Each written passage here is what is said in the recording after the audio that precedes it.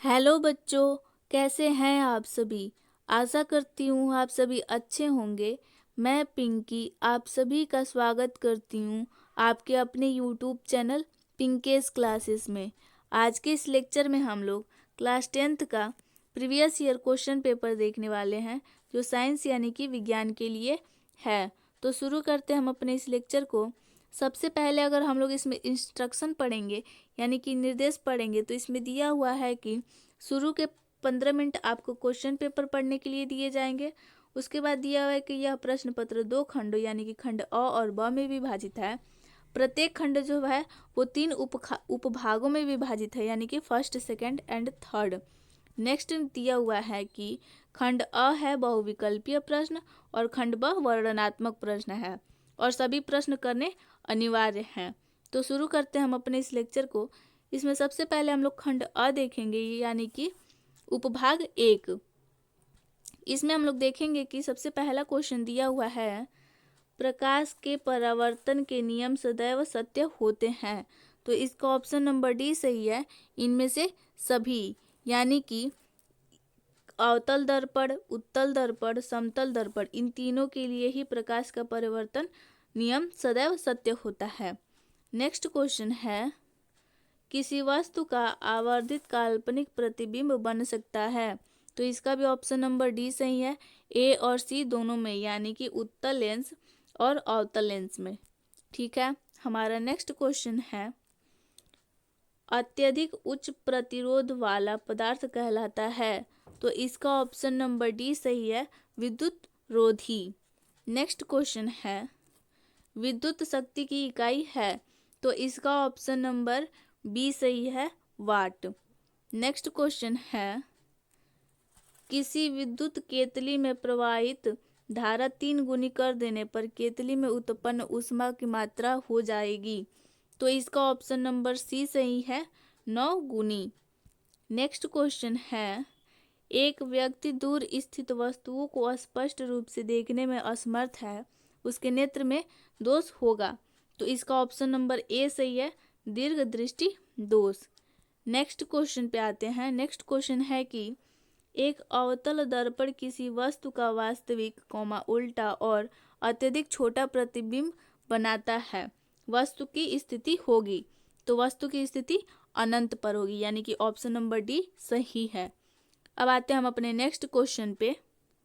उपभाग 2 में है, इसमें 8वां क्वेश्चन है, कार्बन को वायु में जलाने पर कार्बन डाइऑक्साइड गैस का बनना उदाहरण है। तो इसका ऑप्शन नंबर ए सही होगा, संयोजन अभिक्रिया का। नेक्स्ट क्वेश्चन है, जिंक चूर्ण पर तनु सल्फ्यूरिक अम्ल की अभिक्रिया से गैस निकलती है। तो इसका भी ऑप्शन नंबर ए सही है, H2 गैस। ठीक है, नेक्स्ट क्वेश्चन है, सामान्य तापक्रम तथा दाब में द्रव के रूप में पाई जाने वाली अधातु है। तो इसका ऑप्शन नंबर बी सही है, ब्रोमीन। प्रोपेनॉन में क्रियात्मक समूह है। तो इसका ऑप्शन नंबर सी सही है, ये वाला। ठीक है, double bond C, double bond O. Next question दिया हुआ है, कॉलम ए में दिए गए यौगिकों का सुमेलन कॉलम बी में दिए गए उनके उदाहरण से कीजिए। तो हम लोग मिलान करेंगे, एल्डिहाइड का बी में चला जाएगा, एल्काइन का डी, कार्बोक्सिलिक अम्ल का ए एंड हेलो एल्केन का सी। तो इसका ऑप्शन नंबर कौन सा सही हो रहा है? इसका ऑप्शन नंबर डी सही होगा। ठीक है, अब आते हैं हमारे नेक्स्ट क्वेश्चन पे। नेक्स्ट क्वेश्चन दिया हुआ है, कार्बन परमाणु की संयोजकता है। तो इसका ऑप्शन नंबर बी सही होगा, 4। नेक्स्ट क्वेश्चन पे आते हैं, उपभाग 3 में। इसमें क्वेश्चन दिया हुआ है, वह जैव प्रक्रम जिसके द्वारा हानिकारक पदार्थों का निष्कासन शरीर से होता है, उसे क्या कहते हैं? उत्सर्जन कहते हैं, यानी कि ऑप्शन नंबर बी सही होगा। नेक्स्ट क्वेश्चन है, प्रकाश संश्लेषण के दौरान निम्न में से कौन सी एक क्रिया नहीं होती है? तो इसका ऑप्शन नंबर सी सही होगा, कार्बन डाइऑक्साइड का कार्बोहाइड्रेट में अपचयन। नेक्स्ट क्वेश्चन होगा, प्रकृति वर्ण या चयन द्वारा जैव विकास का सिद्धांत किसने प्रतिपादित किया था? तो इसका ऑप्शन नंबर ए सही है, चार्ल्स डार्विन ने। नेक्स्ट क्वेश्चन है, मेंडल ने अपने प्रयोग किस पौधे में किए थे? तो इसका ऑप्शन नंबर डी सही हो जाएगा, मटर। नेक्स्ट क्वेश्चन है, निम्न में से किस पौधे में पुष्प एक लिंगी होते हैं? तो इसका ऑप्शन नंबर ए सही हो जाएगा, पपीता। नेक्स्ट क्वेश्चन है, मादा जनन तंत्र के किस भाग में कॉपर टी स्थापित किया जाता है? तो इसका ऑप्शन नंबर सी सही होगा, गर्भाशय। नेक्स्ट क्वेश्चन है, किण्वन के बारे में निम्नलिखित में से कौन सा कथन सत्य नहीं है? तो इसका ऑप्शन नंबर सी सही हो जाएगा, इस क्रिया में पाइरूवेट या पाइरूविक अम्ल CO2 व एथेनॉल में परिवर्तित होता है। ये कथन असत्य है, इसलिए ये ऑप्शन सही हो जाएगा। अब हम लोग आते हैं अपने खंड ब पे। इसमें देखेंगे उपभाग फर्स्ट में दिया हुआ है कि अवतल दर्पण के किन्हीं दो उपयोग को लिखिए, यानी कि अवतल दर्पण का दो उपयोग लिखना है।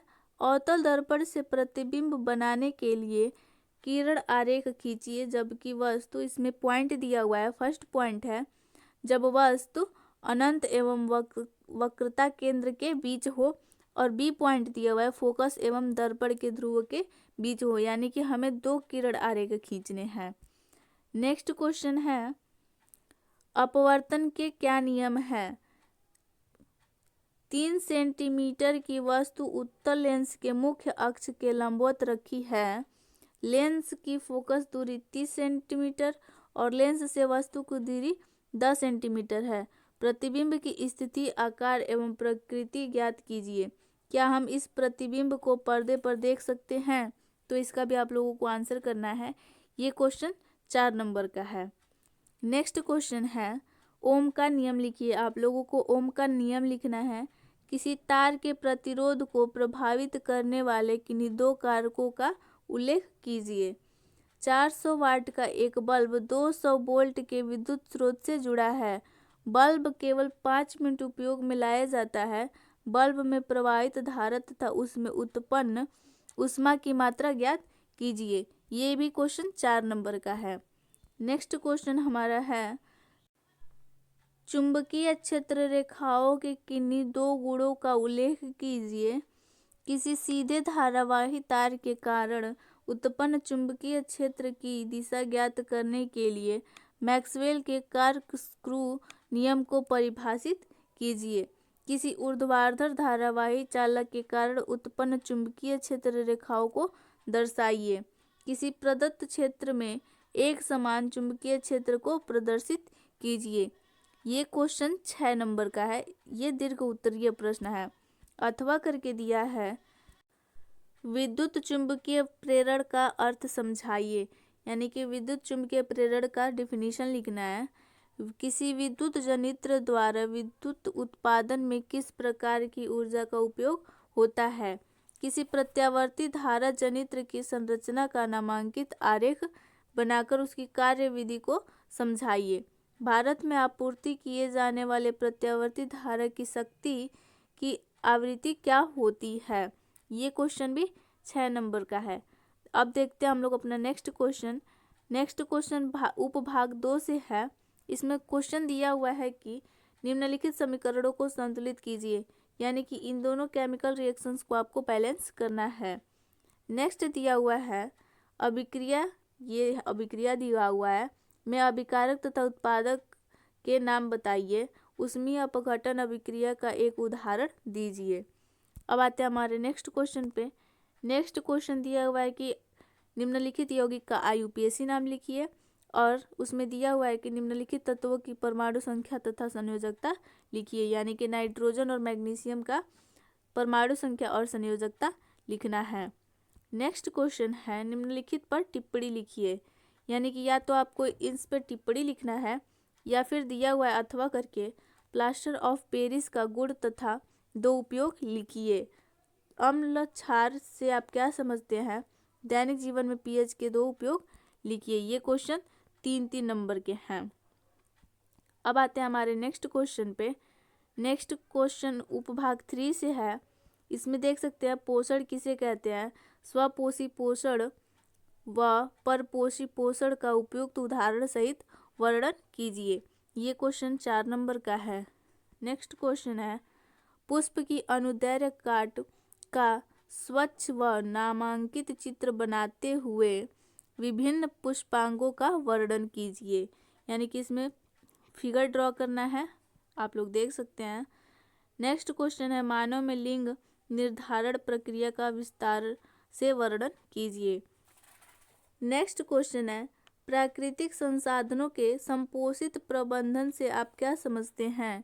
इनके संरक्षण व प्रबंधन के विभिन्न उपायों का वर्णन कीजिए। अथवा करके दिया हुआ है। मानव के नर जनन तंत्र का सचित्र वर्णन कीजिए। आज के लेक्चर में बस इतना ही। मिलते हैं हम लोग अपने नेक्स्ट लेक्चर में।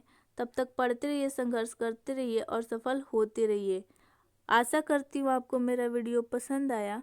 वीडियो पसंद आया हो तो लाइक करें, शेयर करें और चैनल को सब्सक्राइब जरूर करें। Thank you.